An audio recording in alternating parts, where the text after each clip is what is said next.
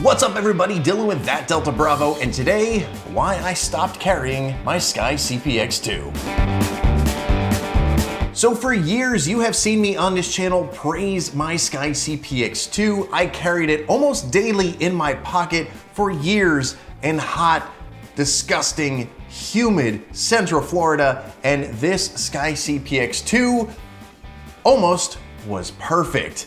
Now, if you've seen on my channel before, I did a torture test on the SCCY CPX-2, not this one, but an all black one, and it handled the torture test surprisingly well. But it had one issue that this CPX-2 also had. So this firearm comes with a no questions asked lifetime warranty, and let me tell you, that is a phenomenal thing to have for any product. However, it's not a good thing when you actually need to use it, especially on something that one day your life may depend on. So one day I was shooting at the range and I noticed the trigger didn't engage. It sort of seemed to just get mushy and loose, and then I would let the trigger reset and then everything would be fine. I was younger and naive at the time. Obviously I knew that was an issue, but I decided, cool, let me send it into the SCCY for them to repair. Guess what? They did, no questions asked, and it was phenomenal. Fast forward a couple years and I torture tested the SCCY CPX-2, the all black one, and lo and behold, I had the same issue. I got it fixed, and then later on at the range, again, torture tested one, I had the same issue again. The weapon did fire eventually, but again, if it's something your life depends on, eventually isn't good enough. What it ended up being was the trigger is plastic. Like with most firearms, the trigger's plastic. However, the design of it is something that was a little bit more concerning. So inside the trigger of the SCCY CPX-2, it's mostly round except for one flat section. That one flat section is what engages with the pivot moves the trigger bar ends up interacting with the rest of the firearm to fire the weapon, blah, blah, blah, blah, blah, the cycle continues. However, being made of plastic, and probably inferior plastic with only such a small flat section to interact with the trigger pivot, it wore itself down. And this is speculation, because the one that I sent in, I didn't get a chance to really inspect, and the one I torture tested, well, long story short, that one was sent in to repair too. I'm believing that that pivot just wore down on the trigger, causing it to malfunction, and that is not something you want in any firearm, especially one that you rely on for self-defense. So after years of this being a fantastic firearm, I had to retire it. Now I do want to point out that this was upgraded with the Galloway Precision guide rod and spring. I don't even know if they still make it. And it also has the traction grips on it, which, guys, let me tell you, anytime you plan on carrying a firearm, go check out Traction Grip's website. Let them know that Delta Bravo sent you and pick up a set of traction grips for your firearm. They make a world of difference. So when I did carry the SCCY CPX-2, it was when I had to tuck in my shirt, I would carry this in my pocket, and if I wasn't pocket carrying, I was carrying my Smith & Wesson M&P 9.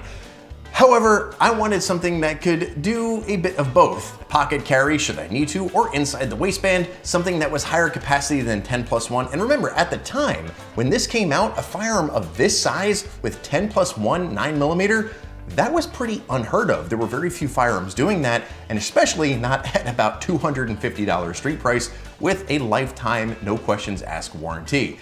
The SCCY CPX-2 at the time was pretty good, and SCCY has stepped up their game and their stuff is still pretty good. However, I wanted something that carried a little bit more and again, could either fit in my pocket or inside my waistband, and at the time, my options were limited. The SIG P365 had just come out, and there was also one other contender, the Glock 43X. Now the Glock 43X is 10+1, but with the shield arm mags flush fitting 16 rounds in a package just about the size of the SCCY CPX-2, that was pretty hard to beat. With the MOS version, I have a little SIG Romeo 0 right up top. I have the rail on the bottom should I choose to do anything with it, but I don't think I will. But the Glock 43X ended up being my choice, and let me tell you, I'm not a Glock fan, but they do go bang, which this sometimes was not doing. I will say, I think I had a failure to feed with my Shield Arms mag recently, and I think I ended up having a second one, so now I'm even hesitant about the Shield Arm mags. I might either look for another 15-round flush-fitting alternative, or I might have to switch carry firearms again. But either way, the Glock 43X itself has not let me down. No trigger issues. The only issue I ended up having was a dead extractor at one point, and that was simply a user-induced error with the screws for the SIG Romeo 0 just being a bit too long, and it interfered with that spring. But I put different screws in there and everything is fine. So that is how I ended up carrying the Glock 43X as my new everyday carry. And I put it in this CNG inside the waistband holster, which video coming up on this next. Not the biggest fan of this, but it gets the job done. And my friends over at Riggs Toy Shop and Playground hooked me up with this, so can't really complain too much. But that is my story of why I no longer carry my SCCY CPX-2. Have you ever had any issues with a firearm that led you to change what you carry or use for home defense? Let me know in the comments below. I do want to put more videos like this out there, as well as more car videos. More updates on the 1971 Fortrino 500 are coming, as well as more firearm videos, including my Cobra M11 that is now fixed. I'll eventually get that video out there. But it's hot, I'm sweating, even though I'm inside. I didn't crank up the AC as much as I wanted to. But let me know what you think about the video. Let me know in the comments below if you have any firearm related stories similar to this. Either way, like, comment, subscribe. Thank you very much for watching, and I will see you on the next video.